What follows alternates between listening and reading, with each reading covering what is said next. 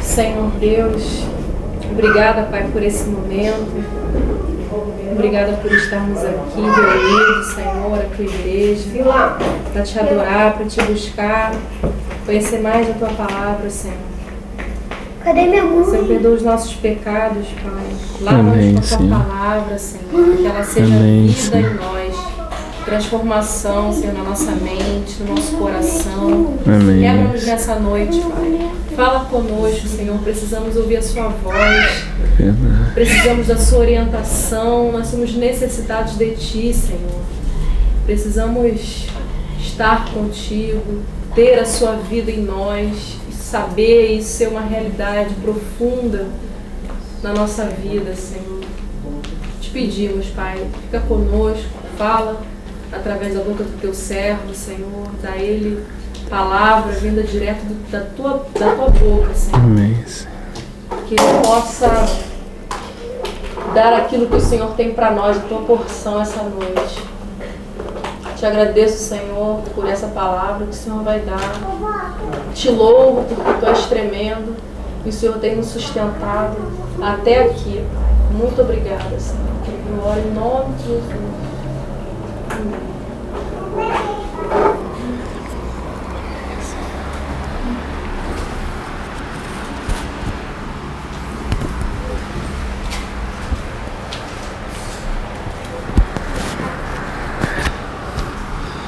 Bem, amados, graça e paz. Estamos mais essa segunda. E a princípio dando sequência ao livro de Salmos, né? Temos procurado meditar, refletir, cada um com a experiência que o Senhor tem dado, né? E temos sido edificados pelo Senhor na leitura da sua palavra. O Salmo de número 56, né, é interessante que, assim, realmente os irmãos, às vezes, quando leem o Salmo, escolhem a dedo. E o irmão que não tem muito hábito de ler Salmos, conhece só aqueles principais, né, aí diz 4 e 5, que é tipo uma caixinha de promessa. Quem não lê, aí dá a impressão que Salmos é aquilo ali, né, quando você começa a ler do 1 até aqui, é cada situação difícil que os servos de Deus estavam atravessando, né? Momentos muito complicados da sua vida, arriscados, né? Escuros. E aqui é uma palavra de refrigério, né? O título diz o conforto na perseguição. Algumas Bíblias têm esse título, achei muito interessante, né? Não deixar de ser perseguido, mas ser confortado pelo Senhor no dia da perseguição, né? E diz ao mestre de canto, segundo a melodia, a pomba nos terebintos distantes. É um hino de Davi, quando os filisteus o prenderam em Gade. Assim, um momento também difícil, mas um momento em que Davi entendeu, assim, ele conseguiu ver o conforto do Senhor, né? Ele conseguiu ver o conforto do Senhor. Quando a gente consegue compreender, discernir, entender esse conforto, parece que a nossa face muda, né? Você olha a face da pessoa, o rosto dela está mais tranquilo, mais em paz, sabe? Mesmo num momento tão adverso, né? Isso normalmente é de muito testemunho, né? Para as pessoas que estão nos observando. Podemos ler, de repente, cada um lê um, né? Tem misericórdia de mim, ó Deus, porque o homem procura ferir-me e me oprime, pelejando todo dia. Os que me andam espiando procuram devorar-me todo dia, pois são muitos os que pelejam contra mim, ó Altíssimo. Mas eu, quando estiver com medo, confiarei em ti. 4. Tá. Em Deus, cuja palavra eu exalto, neste Deus ponho a minha confiança e nada temerei. Que me pode fazer um mortal? Todos os dias torcem as minhas palavras, Todos os seus pensamentos são contra mim para o mal. Conspiram, ficam à espreita, vigiam os meus passos na esperança de tirar minha vida. Dá-lhes a retribuição segundo a sua iniquidade, derriba os povos, ó Deus, na tua ira. Tu contaste as minhas vagueações, põe as minhas lágrimas no teu odre. Não estão elas no teu livro? Os meus inimigos retrocederão quando eu clamar por socorro. Com isso saberei que Deus está a meu favor. Em Deus, cuja palavra eu louvo, no Senhor, cuja palavra eu louvo, neste Deus... Perdão. É o 11. Em Deus tenho posto a minha confiança. Não temerei o que me possa fazer o homem. Cumprirei os votos que te fiz, ó Deus. A ti apresentarei as minhas ofertas de gratidão. Pois da morte me livraste a alma, sim, livraste da queda os meus pés, para que eu ande na presença de Deus, na luz da vida. Na verdade, o contexto, né, do que nós acabamos de ler está no primeiro livro de Samuel 21. Eu vou dar uma lida para a gente poder... Primeiro livro de Samuel, capítulo 21, 13 a 15, mas eu vou ler um pouco mais, né? Eu vou ler do 10 ao 15, né? Levantou-se Davi naquele dia e fugiu diante de Saul e foi a Aquis, rei de Gate. Porém os servos de Aquis, ou Aquis, lhe disseram: Este não é Davi, o rei da sua terra? Não é a este que se cantava nas danças, dizendo: Saul feriu os seus milhares, porém Davi os seus 10 milhares? Davi guardou essas palavras, considerando-as consigo mesmo, e teve muito medo de Aquis, rei de Gate, pelo que se contrafez diante deles, em cujas mãos se fingia de doido, esgravatava nos postigos das portas e deixava correr a saliva pela barba. Então disse Aquis aos seus servos: Bem vedes que este homem está louco, por que me trouxeste a mim? Faltam-me a mim doidos, para que me trouxesses este para fazer doidices diante de mim? Há de entrar este na minha casa? Né? Então, o momento mais ou menos do Salmo é esse, né? Duas coisas que me chamaram muita atenção. Uma é que Davi teve medo, né?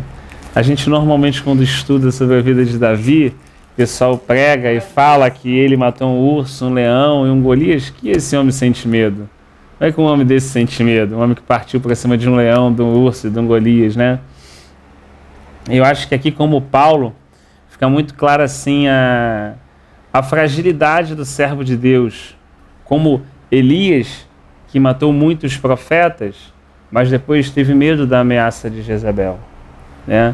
Mostra claramente assim o que é um homem quando ele está sendo impulsionado pelo Espírito de Deus para fazer algo para Deus, e quando ele está simplesmente no seu dia a dia, como ele, né? Então algumas pessoas não se sentem culpadas porque sentem medo, né? Ou passam alguns momentos, sentem dúvidas, né? Elas ficam assim como tudo estivesse caindo, né? E não é verdade, muitos servos de Deus tiveram medo, tiveram dúvidas, né? Tiveram receios, né? E isso não os impediu que eles caminhassem com o Senhor, né? Porque existe uma ligação, né? Independente de tudo, todos esses sentimentos, existe uma ligação que faz. Existe uma ligação que nos conecta, né, com o Senhor, né? Então, assim, eu acho muito legal a gente parar e ver. Davi teve muito medo, né? Então, assim, nós passamos por situações que nós também podemos sentir muito medo, né? Não nos devemos achar os mais estranhos porque sentimos medo, receio ou temos dúvida, né? E às vezes, quando se tem medo, nós tomamos reações que são mesmo estranhas ou aparentemente muito esquisitas, né? Nesse caso aqui, Davi teve medo e por ele teve medo, no momento ele se fingiu de louco, né? Diz que ele engravatou um postigo, uma coluna, ficou ali engravatado e meio que se fingindo de maluco e a baba escorrendo pela barba, né? E assim, realmente se colocando numa situação de louco, né? Tal era a aflição do servo de Deus naquele momento. E é exatamente dentro desse contexto que ele escreve esse salmo. Como é que Davi consegue ver dentro dessa situação o Senhor confortando ele, né? Aparentemente, quem olha assim, uma pessoa tendo que se fingir de doido para sobreviver, pode parecer alguém que é fraco, né? Alguém que, né? E eu acho que a gente comentou isso de outras vezes, né? Realmente há momentos em que Deus enche o peito do sujeito de coragem para ele atravessar um batalhão, né? E há outros momentos em que esse mesmo cara pode estar correndo de uma mulher, como a gente deu o caso de Jezabel, né? Então, acho que isso cada vez vai deixando mais claro, né? Realmente, assim, o poder de Deus, mas a miséria do homem também, a limitação do homem, né? Como o homem pode ser, assim, tremendamente um canal de Deus, ser muito usado e passado uma página, ou como a questão de Pedro, né? Ou tantas outras, ele, né, vai agir como um homem qualquer, como nós somos estrutura de barro. Engraçado, né? Que ele pede a Deus a misericórdia, né?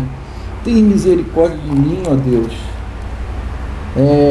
porque a minha alma confia em Ti, né? Aí no salmo anterior ele também tem misericórdia de mim. No 57 também, né? Tem misericórdia de mim porque o homem procura devorar. Ou seja, ele apresenta e tem outro salmo também que fala de misericórdia. Começa da mesma forma, eu vi agora aqui. O 51. Tem misericórdia de mim. Apaga as minhas transgressões. Você viu? Uma pelo pecado, né? Pela perseguição. Uma pela perseguição, né? E a outra que porque ele confia. Aí você conclui que Davi ele tem uma postura diante de Deus, né? De chegar já se humilhando assim, mesmo no momento em que ele podia chegar. Ô pai, acertei, graças a Deus. Tô no crédito contigo. Tô na boa, tudo certinho, tudo zeradinho. Não, ele é justamente o contrário, né? Ele é justamente o contrário.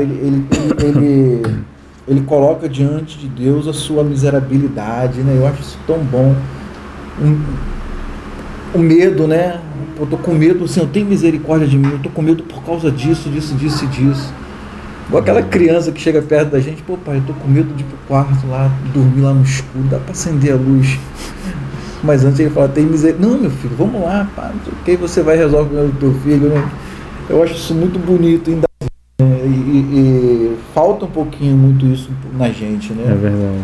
Você vê que a gente vê grandes homens de Deus que conquistaram grandes coisas por causa da humildade, por causa por ter misericórdia de mim, ó rei.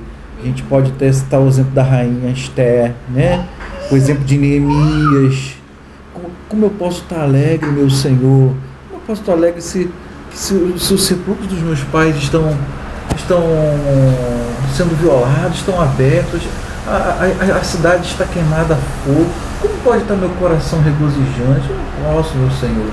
Você vê que esse sentimento de você chegar para Deus logo, ó, eu acho que isso aqui, não sei se é uma estratégia, mas eu aprendo que tem que ser também uma realidade na nossa vida, né? Como o Pablo também estava falando semana passada, né? De alguns exemplos que ele estava citando, de que Deus ele destrói, não adianta vir com aquela teoria, né? De que que vai encher o ego do homem, que daqui a pouquinho o Senhor vai destruir, tu vai ter dois trabalhos, um para encher, outro para esvaziar, meu irmão. Então já começa se humilhando, né? Já começa pedindo a Deus misericórdia, que a coisa vai vai fluir, né? É verdade. Jesus também lembrou, né, os discípulos que estavam andando com ele, né, daqueles 2 pessoas que foram lá no templo, né, e falou sobre aquela questão daquele que batia no peito e dizia: tem misericórdia de mim que sou pecador, né. Jesus falou assim: esse saiu justificado. Disse que ele não conseguia nem levantar, a parábola diz que o homem não conseguia nem levantar a cabeça, né, ou seja, a cerviz dele ficava dobrada, né, levantava, só batia no peito e dizia: tem misericórdia de mim que sou pecador. E ele encontrou favor. E o outro chegou como? Chegou estendidão, né? Não, Senhor, porque eu oro, jejuo, dou o dízimo e não sou como esse pecador. Como você falou, assim, né? Teoricamente estava chegando no crédito. E acredito que ele tenha feito realmente aquilo, né? O que a parábola estava falando não é que ele estava mentindo a respeito daquilo. É que ele estava usando, né, métodos, artifícios religiosos para se apresentar a Deus justificado. Não, olha só, Deus, eu estou com a conta zerada, né? Isso. Também na fita. E o Senhor falou que ele não saiu justificado, que aquilo não justifica, né? Não justifica o homem. E o outro não, chegou com o coração contrito e quebrantado, como diz a palavra, né, em Isaías: o coração contrito e quebrantado o Senhor não desprezará. Realmente, pessoa que está com o coração contrito, quebrantado, né, para o Senhor, o Senhor, ele... Porque é uma característica dele mesmo, né? O Senhor mesmo disse: aprendei de mim que sou manso e humilde de coração. Então, se o Senhor se despiu, se o Senhor tomou uma postura humilde, o Senhor nasceu num estábulo, foi um carpinteiro, morou numa casinha daquelas como de Israel, não era um palacete, era uma vida comum, né? Não houve aquela instrução né, que a gente fala assim: todos nós queremos botar nosso filho no melhor colégio, mas Jesus não estudou no melhor colégio da época, né? Ele estudou, ele aprendeu ali, ele teve uma vida como diz Isaías, como um homem qualquer. Que sentidores, como um qualquer que a gente despreza na rua, quando a gente olha. A Bíblia falou que aquele simples, maneira de se vestir simples, o grego que ele falava koinon, simples, sim, sabe, não tinha nada que pudesse atestar que ele era Deus exteriormente falando. Não tinha como, né? A não ser a sua própria pessoa, a sua natureza, que era divina, mas aí estava dentro, era necessário conhecer. Olha que interessante, era realmente necessário conhecer, andar com ele. Não tinha casa, não tinha onde reclinar a cabeça, né? Não tinha estudado como Paulo, aos pés de Gamaliel. Então, assim, é realmente uma loucura, né? Porque você fala assim, eu pelo menos penso assim, né? Se alguém me chamasse assim, né? Pô, você pensa 2 vezes, né? Você está aqui, não, tudo bem, você vai ganhar um pouco mais, mas você vai trabalhar no Quênia, no Guiné-Bissau. De repente, quantos iriam se sujeitar a uma situação dessa? E olha que é para ganhar mais, hein? Quantos sugeriam? Muitos eu conheço, amigos que não vão. Angola é tudo, porque você vai ao lugar muito miserável, né? A cultura, a sujeira, né? Tudo faz com que você não... Né? E estamos falando de uma mudança de um país para o outro, né? Agora você imagina o Senhor, que a gente canta, né? Fala, assentado no alto sublime trono, rodeado de querubins, de serafins, o eu sou, o verbo de Deus, o autor da criação, né? O alfa e o ômega, quer dizer, com anjos, imagina aqueles anjos de Apocalipse pisando no sol, anjos gigantes que estremecem a perna diante de Jesus. Chega um anjo desse, chega diante de Jesus tremendo.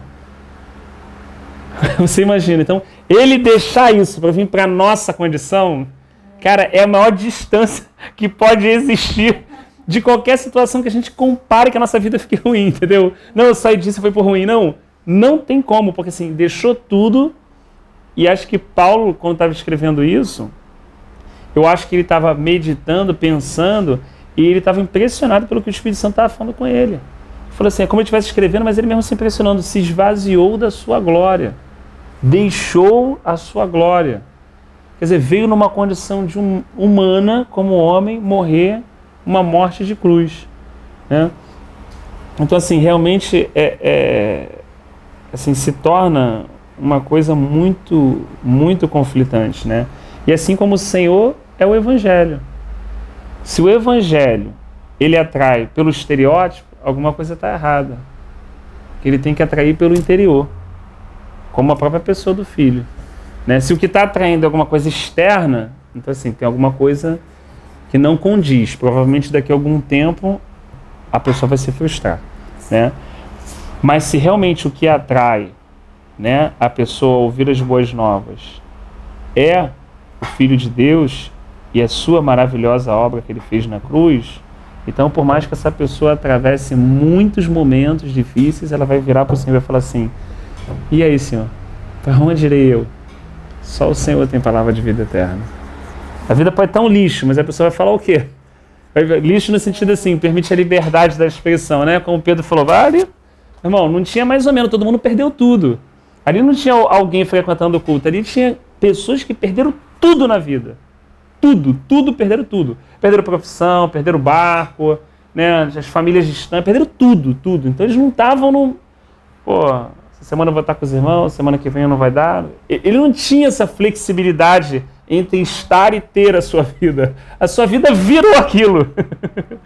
Né? Tem até apesar apesar de ser uma montagem, mas foi muito bacana o diálogo que o autor coloca em Jesus Cristo de Nazaré, quando os discípulos estão dormindo, Jesus está orando assim, aí Pedrão dormindo assim, aí Mateus olha, aí Pedro vira para ele e falou assim: vamos ver se a gente ajeita aqui e tal, né? Daqui a um tempo vamos ter que voltar lá para ver como é que está o barco, para ver se está tudo direitinho, né? Isso é uma montagem, o diálogo. Aí Mateus vira para ele e falou assim: Pedro, tu não entendeu ainda, né?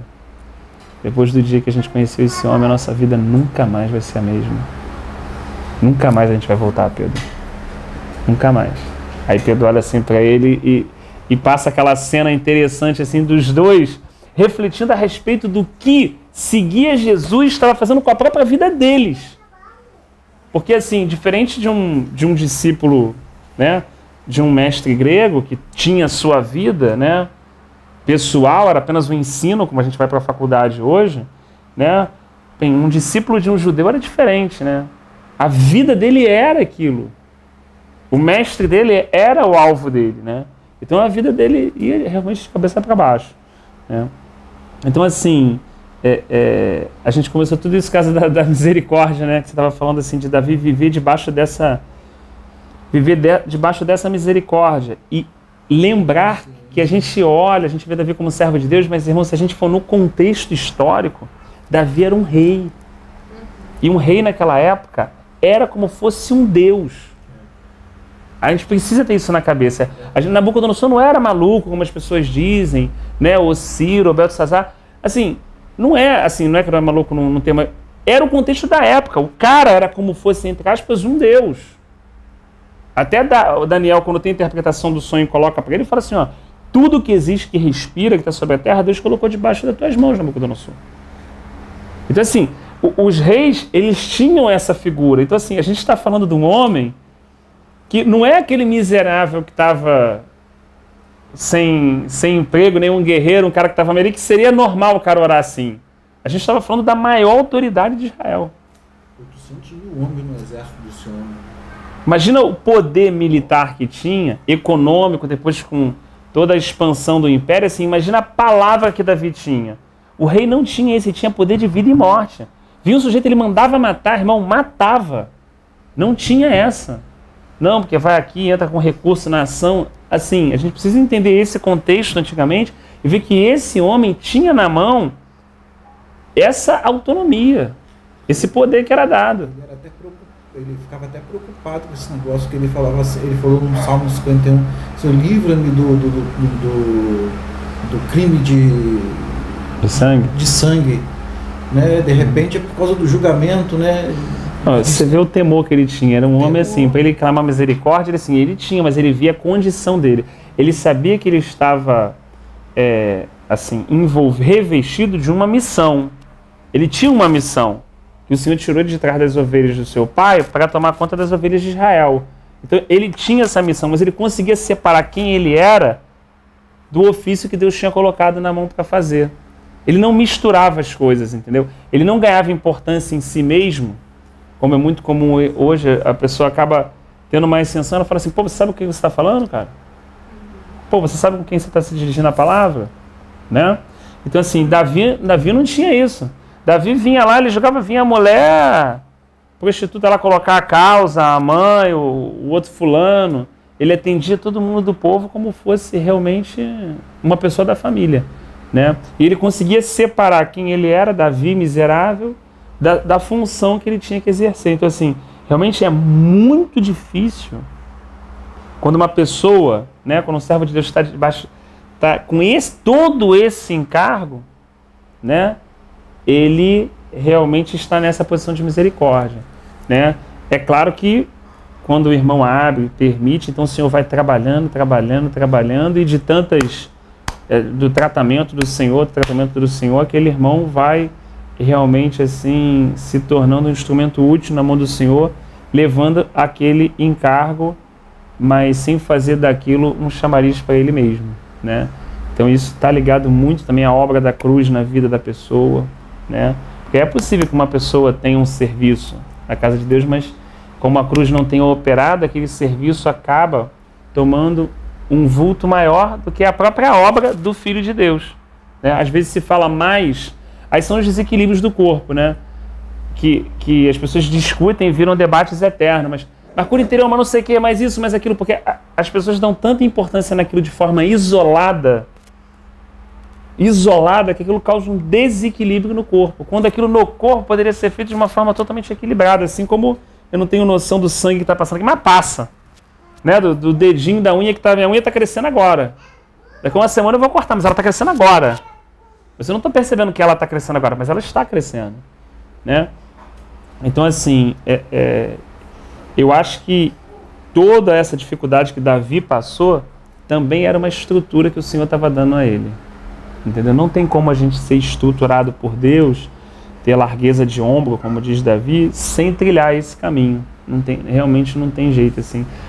É necessário realmente atravessar essas perseguições. Ele diz assim, ó, irmão, todo dia ele diz, ó, todo dia tem gente procurando ferir ele. Versículo 1. Sabe que é todo dia? É todo dia.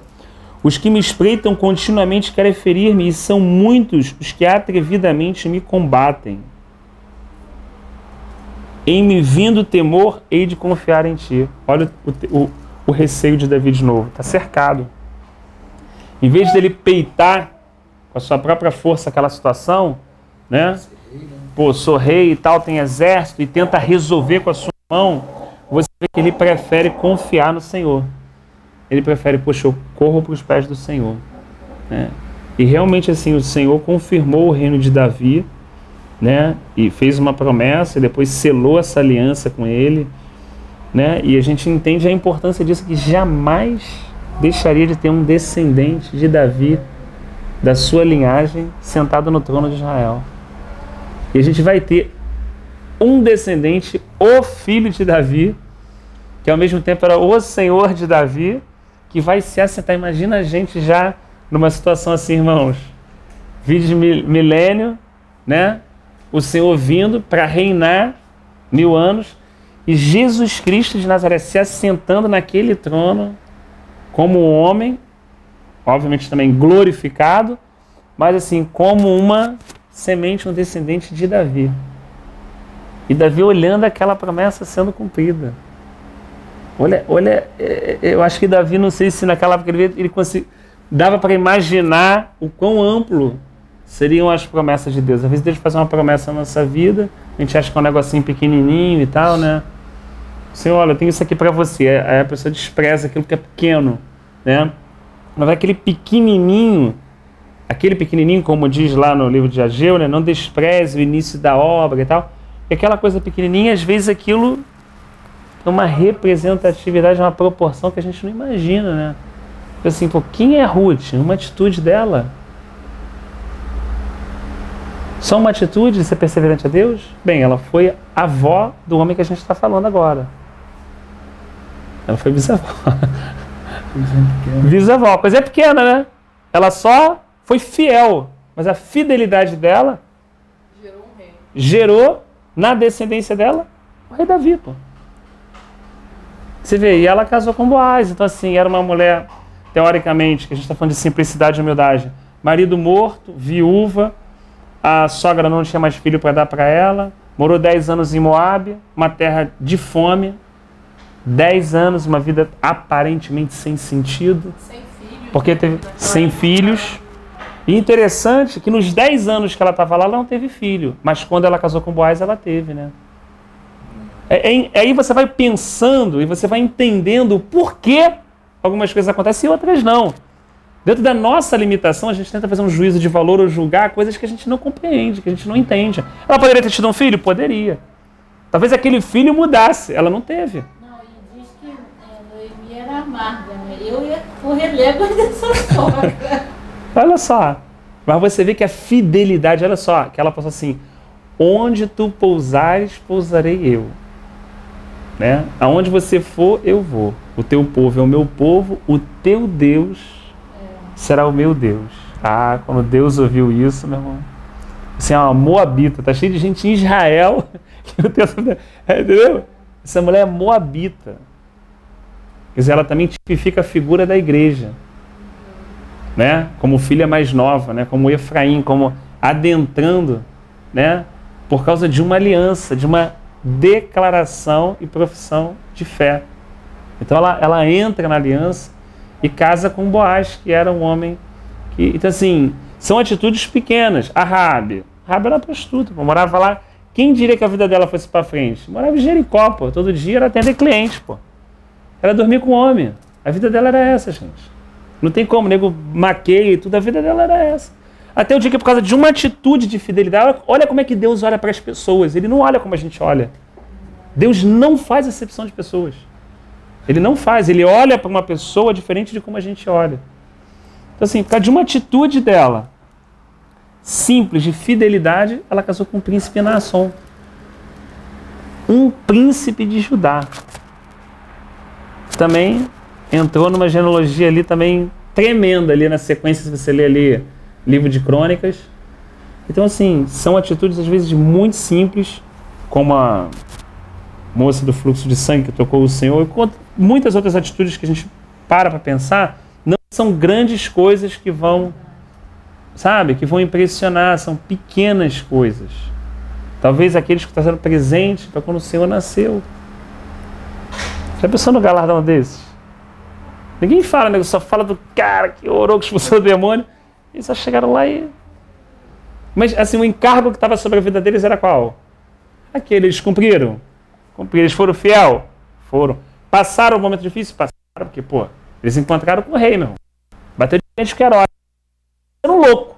Eles poderiam falar assim, não, beleza, a gente tá, mas o negócio pegou, vamos voltar para casa, pô, tocar a vida também, né? Menos mal e tal, o negócio da estrela, mas, pô, vamos tocar. Mas não, existia no coração um desejo de levar um presente para um reconhecimento daquele que realmente era o verdadeiro rei. É como a gente vai falando assim, existe um rei, tá aqui, mas existe o verdadeiro rei. É esse que a gente quer reconhecer. É esse que a gente quer prestar realmente honra, né? Louvor e glória. Então, assim, uma atitude simples também, né? E o Senhor não tinha feito milagre, não tinha feito nada, era apenas um neném, né? Então, assim, acho que essa questão da simplicidade é uma questão que vai ser muito necessária nos últimos dias, porque no momento onde a treva se multiplica, os dias escurecem, e com certeza o poder de Deus também vai se intensificar para manter o seu povo de fé, de pé, como é necessário pessoas simples. Pessoas que vão poder ser um fluir do canal do poder de Deus, mas vão ser pessoas simples. Sabe? Uma pessoa que de repente vai poder ajudar, edificar, ser uma coluna, né? O irmão pode orar, 10 pessoas levantar, mas esse irmão vai estar aqui conversando como qualquer outro irmão, simplesmente todo mundo, sem absolutamente nenhuma diferença. Isso vai ser preciso. Essas pessoas vão precisar ser forjadas como Davi foi, elas vão ter que ser preparadas. Porque senão não vai ter jeito, senão a pessoa vai se achar rei. E se achar rei, vai cair na sequência dos outros reis que nós já estudamos lá no passado. Entendeu? Então, olha só, muita responsabilidade, chamado, muita autoridade, mas muita consciência da sua miséria.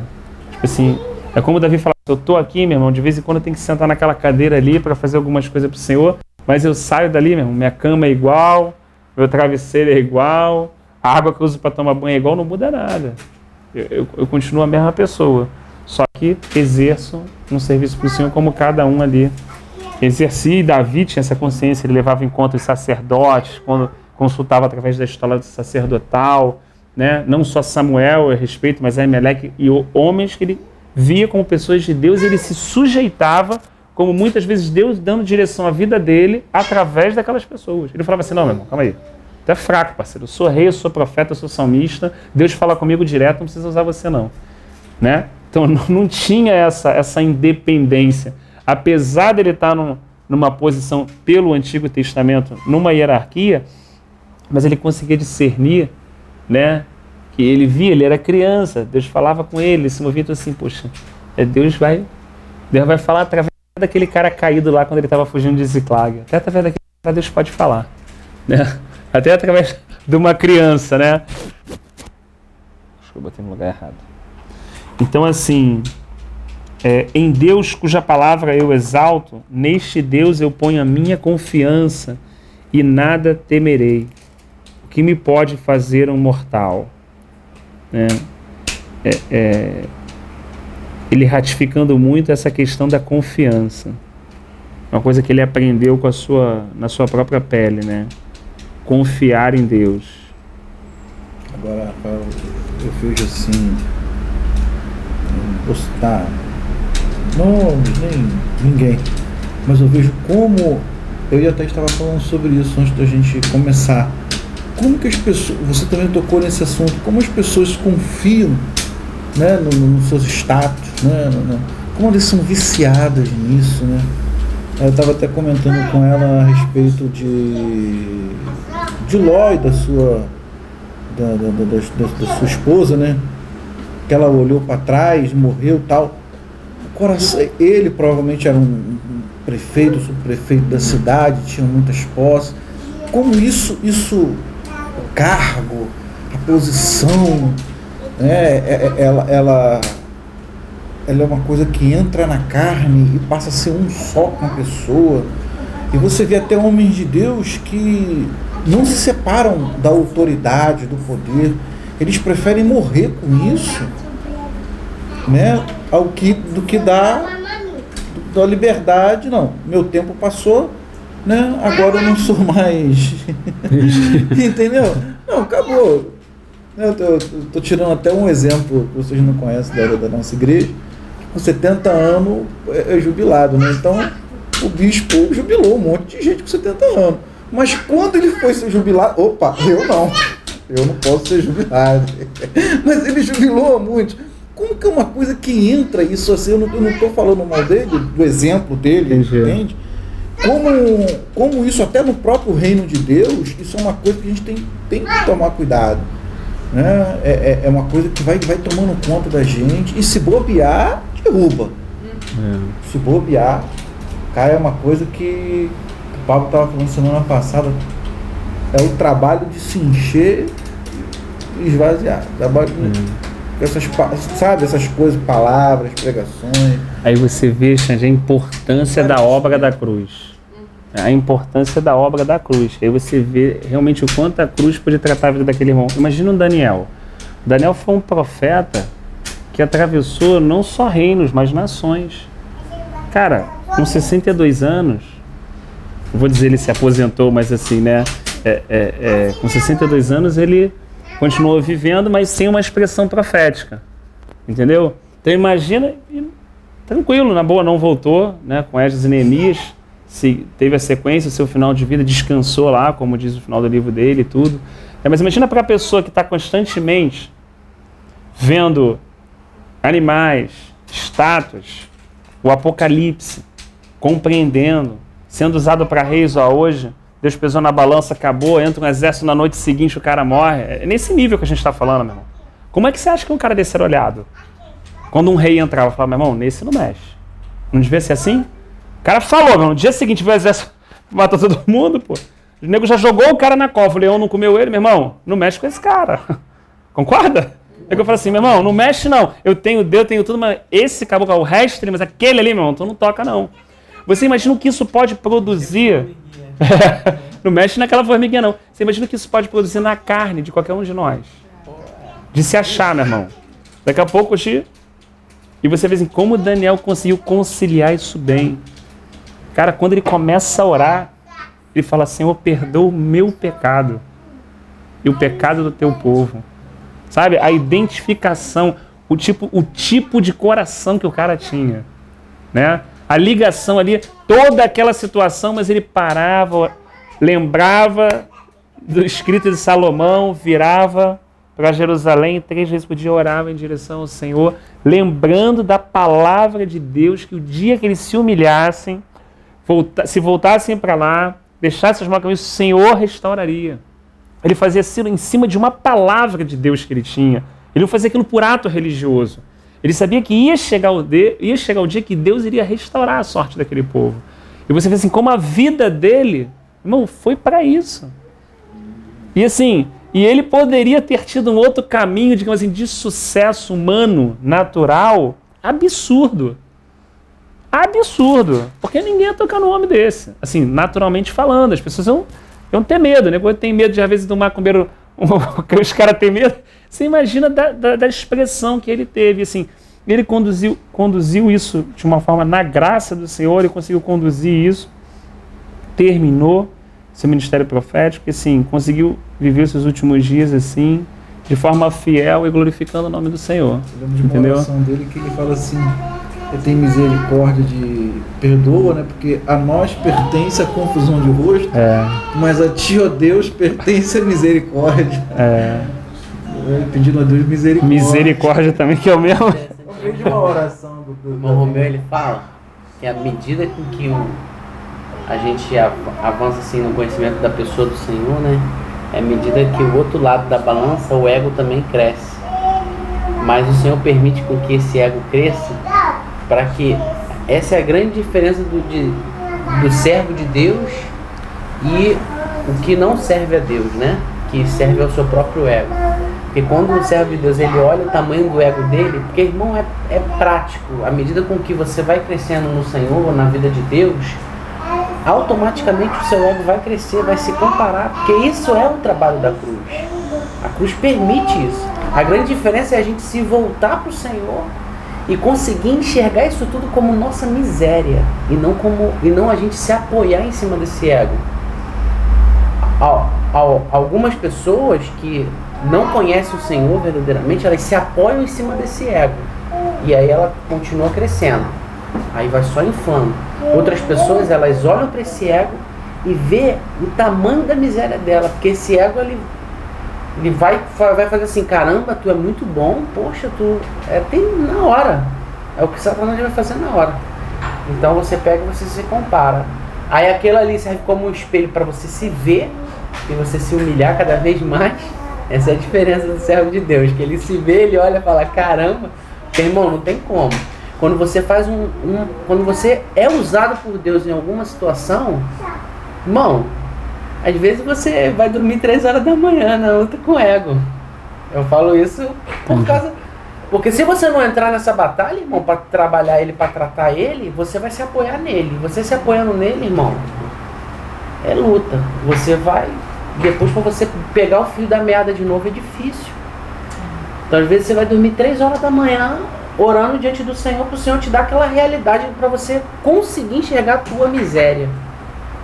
É o que eu creio que é o que Davi está passando. Passa, irmão. Porque ele sabe a medida do que ele é usado por Deus e o ego dele afrontando ele a todo momento. Para que ele confiasse no ego dele, irmão. Porque quando um servo de Deus ele é usado por Deus, irmão, a medida é automático. Automático por causa da queda do homem. Mas, irmãos, graças a Deus pela obra da cruz. Porque quando a gente olha para o Senhor e vê a simplicidade do Senhor, foi o que o Rafael falou, homem simples, irmão. Acaba com ela de qualquer um. Você vê o tamanho do Deus Altíssimo, o tamanho que Ele é, a sua grandeza e do que Ele se fez. Irmão, aí a gente deixa constrangido, né? Aí a gente abre mão de tudo. A gente sabe o que a gente faz. Sabe o que a gente faz com esse água aqui? Fala assim, tá repreendido, Satanás, em nome de Jesus. Aí fala assim, ó, Aí você volta pra cruz. Aí você volta pra cruz. Ó, Pablo falou, lembrei desse versículo aqui, ó, que falou que é automático. Davi falando, quem há que pode discernir as próprias faltas? Ele falou, quem é que pode discernir as próprias faltas? Como ele estivesse olhando para ele, ele mesmo não tem, né? Absolve-o das que me são ocultas. Também da soberba guarda o teu servo, que ela não me domine. Então serei irrepreensível e ficarei livre de grande transgressão. A compreensão, a oração focada, seta 19, Salmo 19. Como a oração era bem direcionada. Ele falou assim, livra-me disso. Poderia pedir muita coisa, mas ele provavelmente ele está pedindo para livrar, porque existe, como o Paulo falou, existe uma luta. Sim.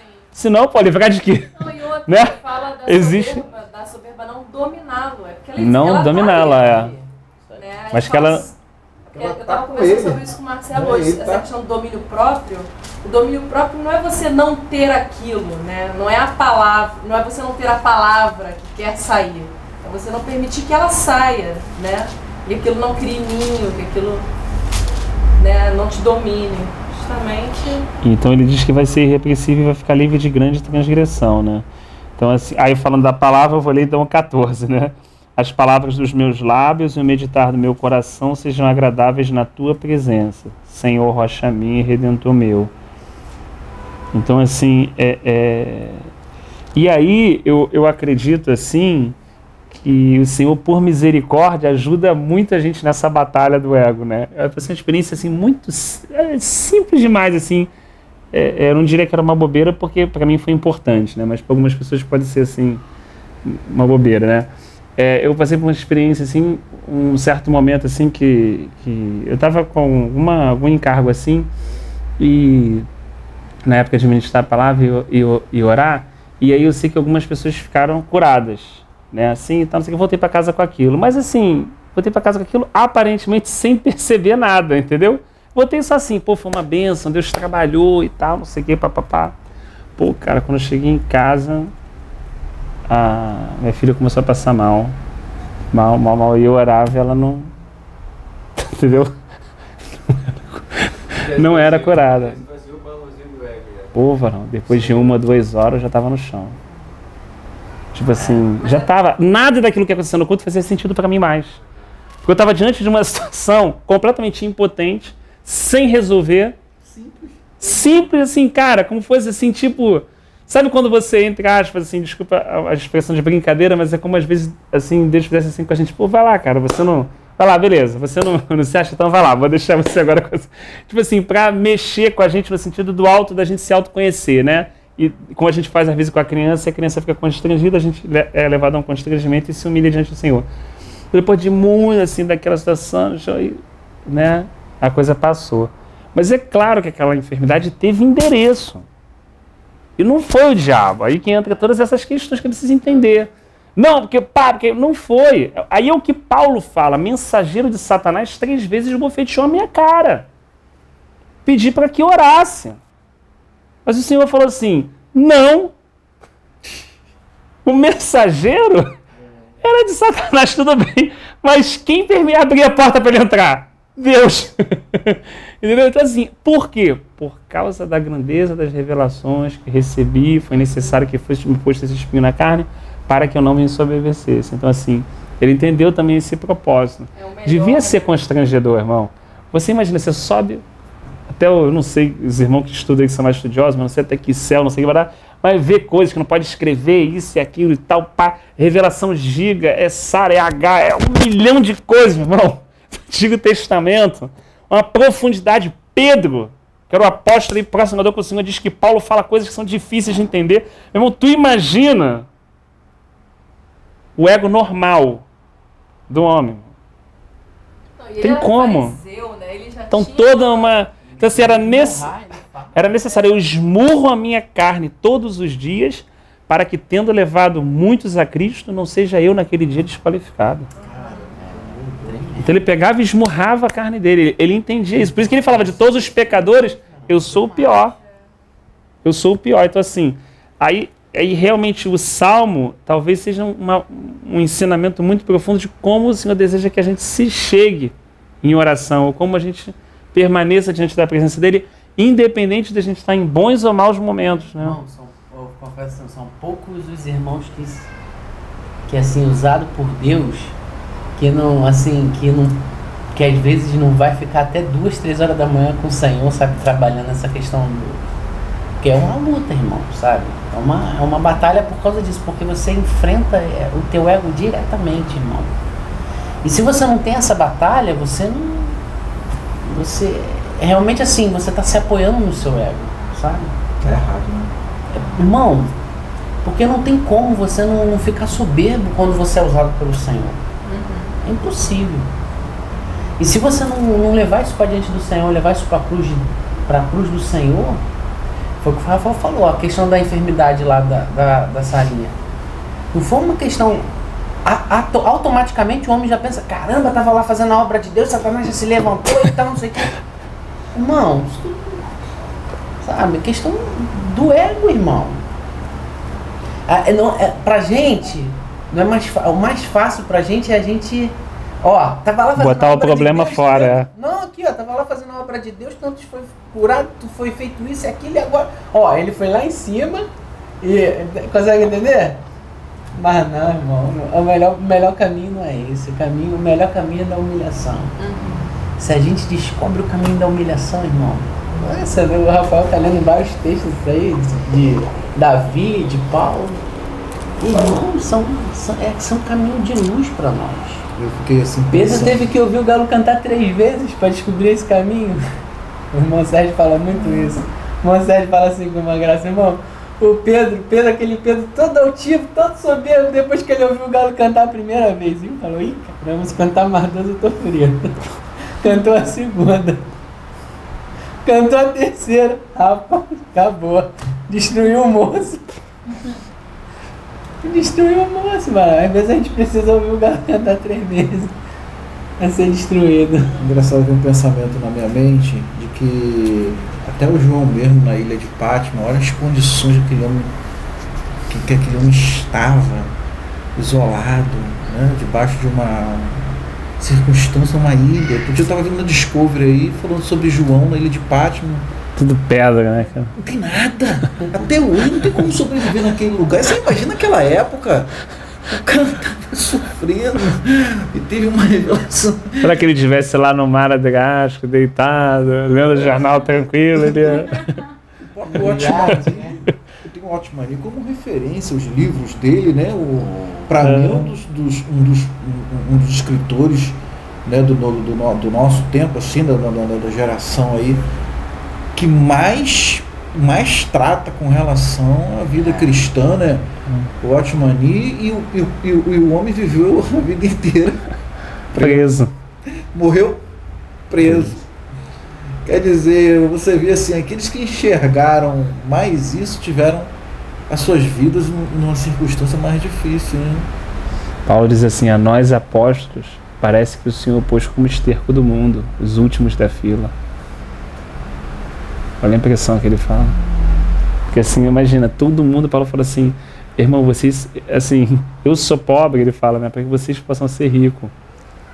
Eu choro para que vocês possam se alegrar. Então, olha a situação que aquele irmão tem que descer. É por isso que os descer. Passam mais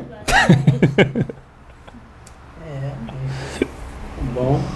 Mas tem todo o outro lado que ele fala, né? Mas nisso me regozijo, me alegro, né? A intimidade que ele tinha com Cristo, né?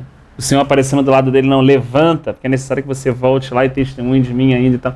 Essas, assim, são coisas que realmente... Está morto, né? Aí não tem valor, irmão.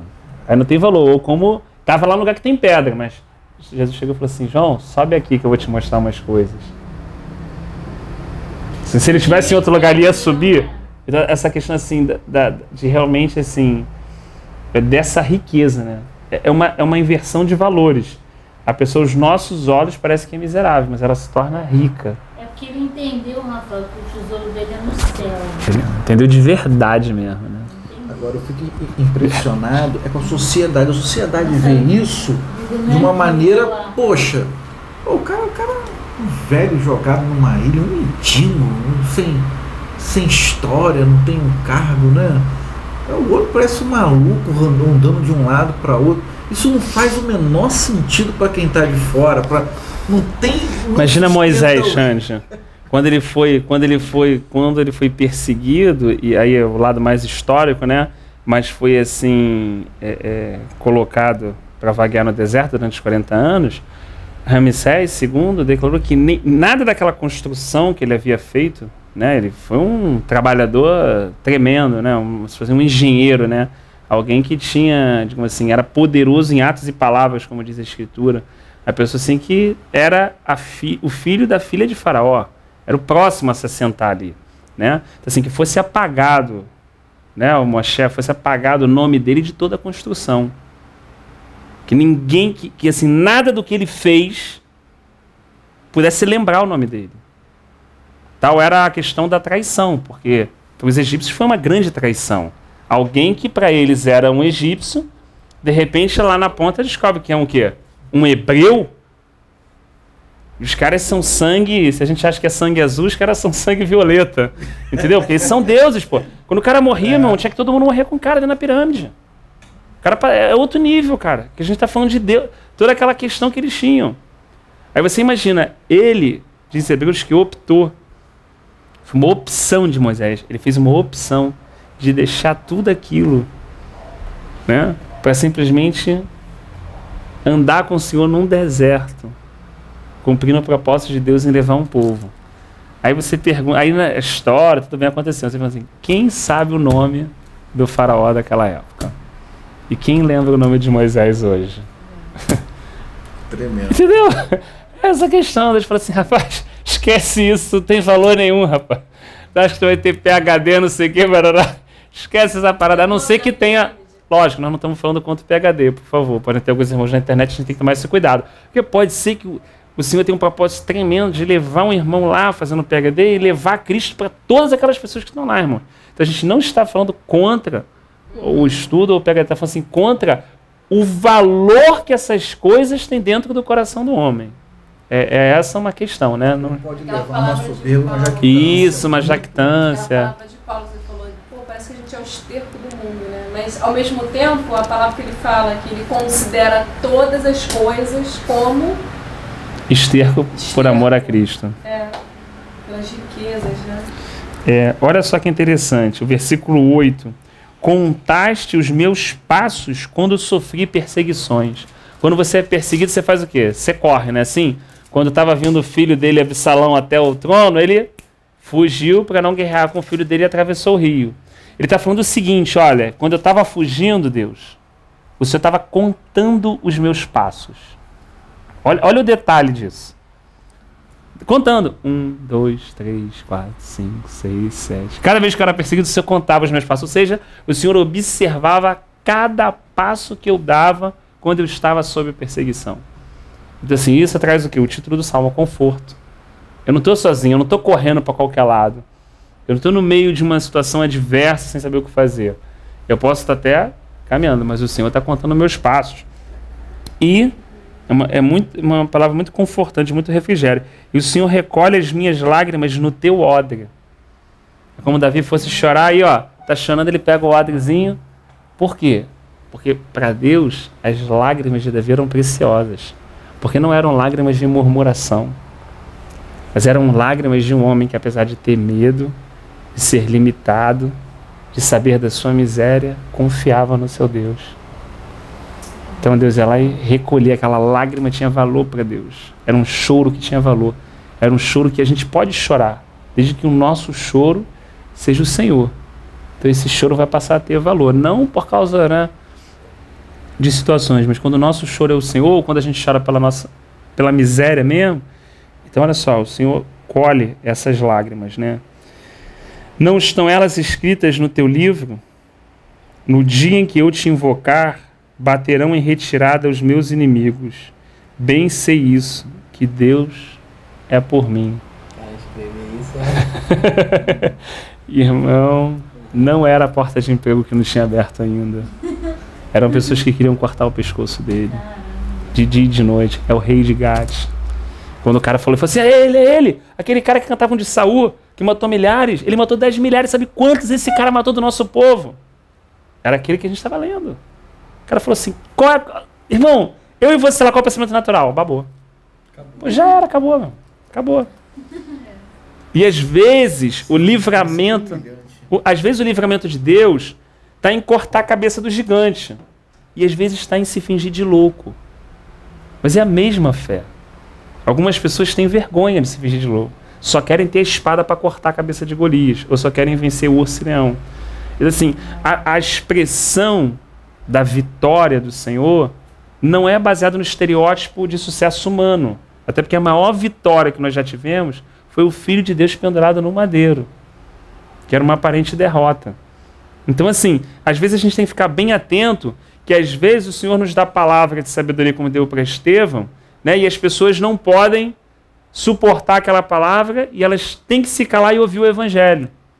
Seja no ambiente de trabalho onde for. Mas às vezes a vitória do Senhor é todo mundo caçoando da gente e humilhando a gente. Entende? Assim, não é. E a gente, por ser humano e estar no processo de aprendizado, a gente acha assim, poxa Deus, olha só, e tal, eu estou perdendo. E tal, mas assim, na verdade não está. Porque de alguma forma Deus está sendo glorificado. Naquela situação, o Senhor vai ser glorificado. Talvez as coisas vão acontecer e a gente não tem o panorama geral, a gente não tem o prisma geral. Então a gente pensa assim. Eu acho interessante que Davi tem essa consciência, né? Em Deus cuja palavra eu louvo, no Senhor cuja palavra eu louvo, nesse Deus eu ponho a minha confiança e nada temerei, né? Nada temerei. E ele nesse momento estava se fingindo de louco. Então, assim, olha que conflito. O homem natural, como a gente leu lá no primeiro livro de Samuel, sentindo medo. Mas, ao mesmo tempo, a confiança prática que ele tinha em Deus fazia com que ele não temesse. Isso tudo dentro de um só homem, que a estrutura é pó. Né? Então, assim, um exercício diário, e aí eu acho, assim, que Deus é muito bom com a gente à medida que Deus vai tirando as coisas que nós nos apoiamos na vida. É como Paulo falou, deu o exemplo do ego. Mas tantas coisas, né? Quando você está cansado, você quer o quê? Se apanhar alguma coisa, né? Em qualquer situação que deu, apoiar aqui, mas esse irmão vai me abençoar, vai resolver a situação. Ou tá outra coisa. Então parece que assim, eu acho que o exemplo da pessoa que foi tirada todas as bengalas foi Jó. Não tinha onde o cara se apagar. O filho estava morto, mulher já tinha mandado amaldiçoar a Deus, dinheiro, saúde. Em que o cara vai se apoiar para ter gosto de viver? Me diz.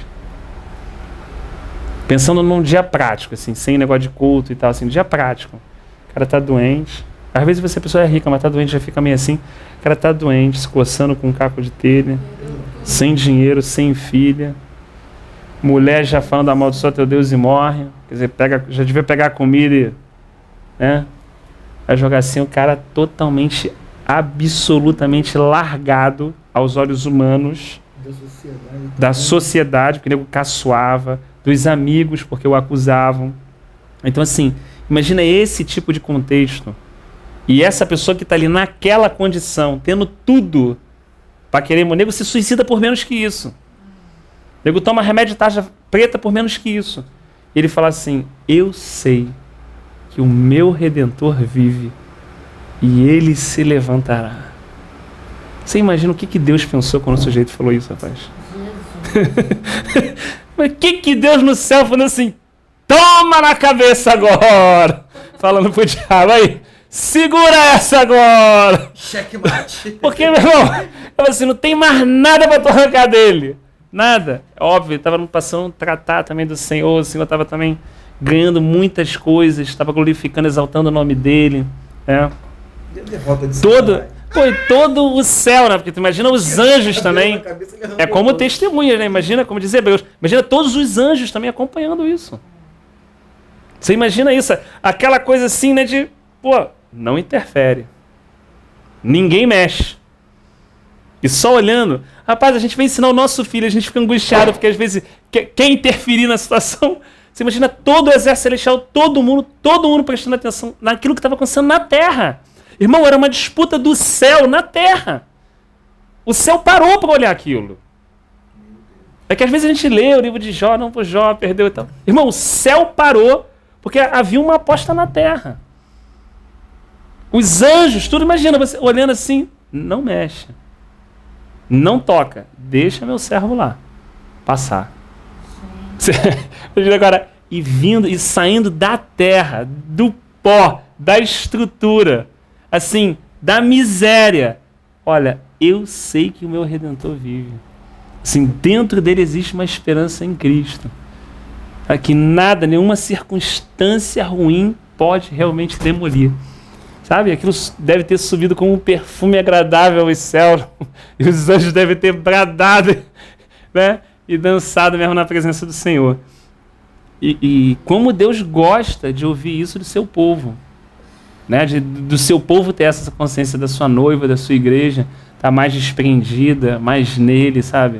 Mais assim, realmente, como aquelas orações de Abacuque, como aquelas coisas que sobem como incenso, porque na verdade a gente fala assim, não, é porque Apocalipse diz que é Maranata, vem Senhor Jesus, mas às vezes a gente se apega ao português. Não, é só dizer, irmão, vem Maranata, Senhor Jesus. Não estão falando do português. Quando ele fala isso, isso é um Maranata, vem Senhor Jesus.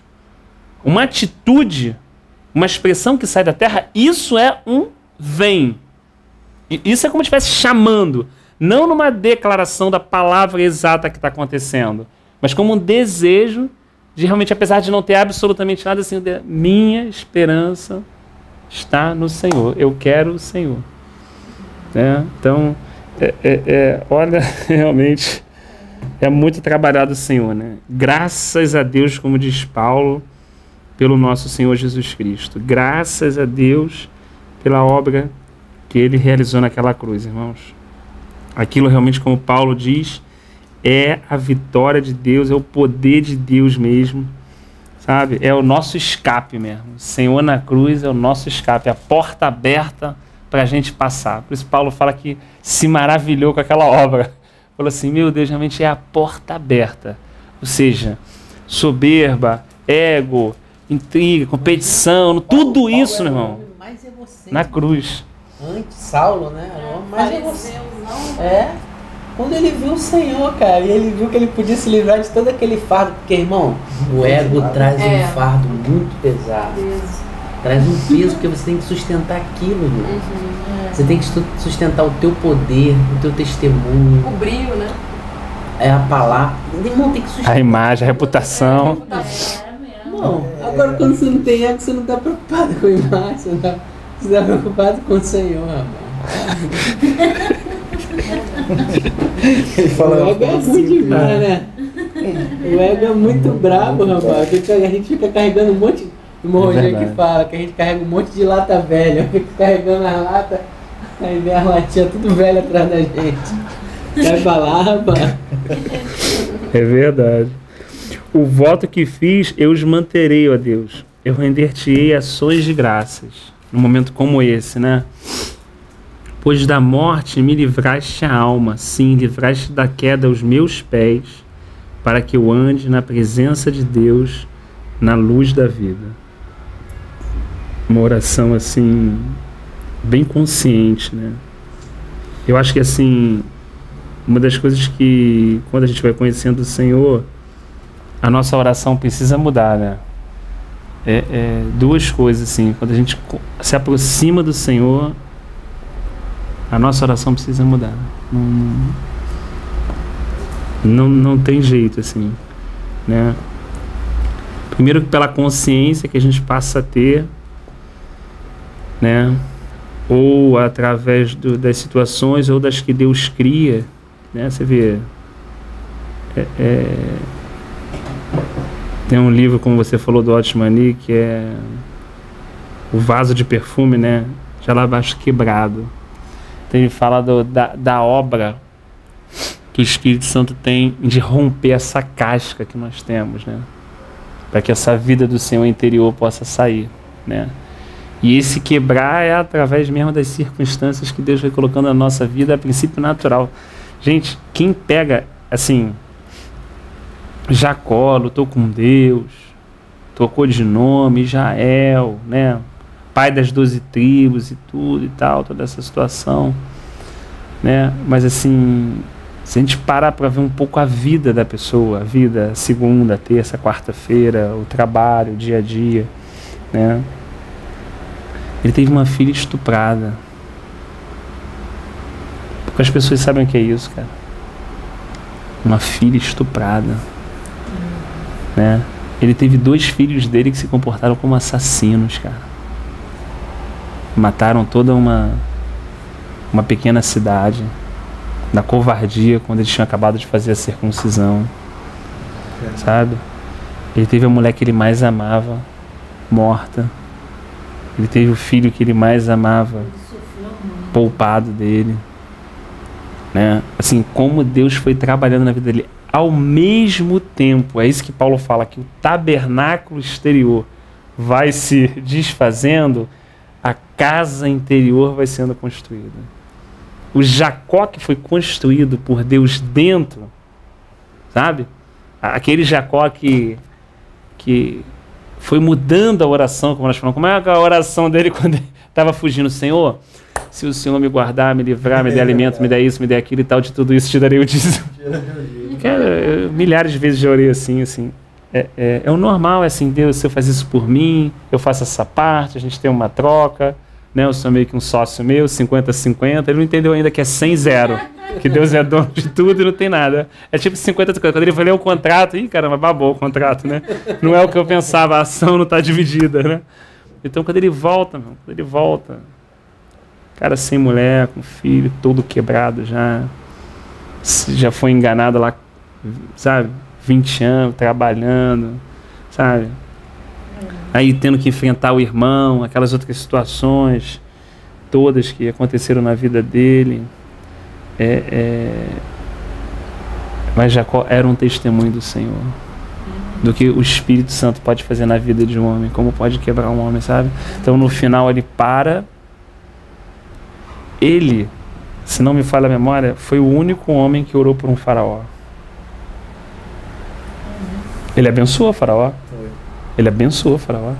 Quando José estava, né, no cavalo, José veio com os cavalos, né, reais, né, aguardar. E quando ele olhou, ele viu José.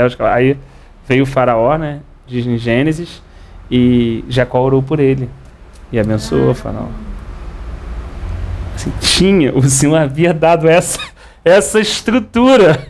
Aí ele olha para os 12 filhos e começa a falar, você. Olha profeticamente até o último dia, você. Isso. Judá, o cetro não vai sair da sua mão, isso. Por quê? Por causa de Cristo, por causa dessa situação toda. Não, você vai ser juízo, por causa de Apocalipse. Você vai ser isso. Falando assim sobre todos os 12 filhos. Perfeito. Você é o relógio, tal. Você discerne os tempos, você isso. A respeito de todos os filhos. O que era aquilo? Era o vaso completamente quebrado, rompido, sabe? Um homem que ao mesmo tempo que estava mortificado, estava fluindo uma vida, né? Então assim, como é realmente o contrário, né? E às vezes, hoje em dia, infelizmente, tem sido enfatizado muito a questão, né, da pessoa ter o estereótipo de vencedor, da pessoa crescer, do ego dela encher, das vezes ela receber palavras que, né, não, você pode, você vai conseguir, é só você acreditar em você mesmo, é só você não sei o que, papai, aquilo vai enchendo. Quando o cara bate de frente, mano, não consegue, é um desastre. É remédio de taxa vermelha, né? É isso, é depressão, porque na verdade ele foi ensinado a confiar em alguma coisa que é areia movediça. Tem toda a situação também do dinheiro e tudo isso. Então assim, como é importante a gente compreender a importância da obra de Cristo. Paulo até não... Se a gente pode falar, as pessoas dizem assim, não, porque Paulo pregava muito e tal, mas quando Paulo fala aos Coríntios, ele diz assim, eu não fui ter convosco com palavras, né, pomposas, para que a sua fé, Corinto, não se estabelecesse sobre sabedoria humana, mas sobre o poder de Deus. Ele preferia pregar, entre aspas, para os teólogos atuais, ele preferia pregar mal, nesse sentido, mas pregar Jesus Cristo e esse crucificado, para que a fé das pessoas pudesse se apoiar na pessoa e na obra de Cristo, e nenhuma palavra de sabedoria que ele tinha, nenhum trocadilho, nada que pudesse, sabe, dar uma animada na galera, e o pessoal fala assim, caramba, glória a Deus, é isso mesmo e tal, não sei o quê, mas no dia seguinte tá murchinho, porque aquilo só tem valor na hora que tá ali, entendeu? Ele preferia dar assim, ó, Irmão, você quer... Olha, essa é a feijoada. Tu quer aguentar legal amanhã, irmão? É isso aqui, ó. Jesus Cristo é o Filho de Deus. Ele é Deus. Ele é tudo de Deus no corpo humano. Entendeu? Ele veio em carne mesmo. Ele encarnou. E olha, essa é a sua obra, né? E a sua obra gerou todas essas provisões aqui. Então, assim, aquilo ali com o irmão tinha aquilo ali, os irmãos iam caminhando. Aí o quê? Conheceu Áquila, Priscila, começou uma igreja na casa de Áquila, né? E muitos irmãos conheceram, Apolo passou por lá, né? Quer dizer, aí Áquila ainda reforça o conhecimento dele, porque, na verdade, ele era um homem muito esmerado, mas a pregação fica mais centralizada. Dali surge uma igreja que se reúne em Éfeso, que veio da casa de Áquila.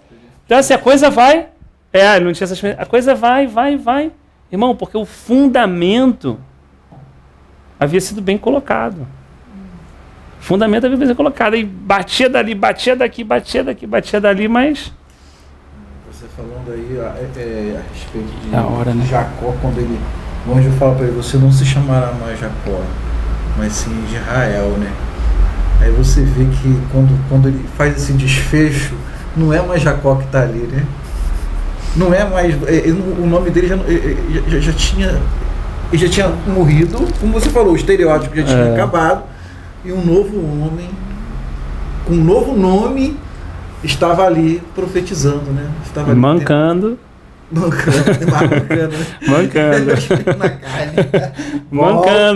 volta o espinho na carne.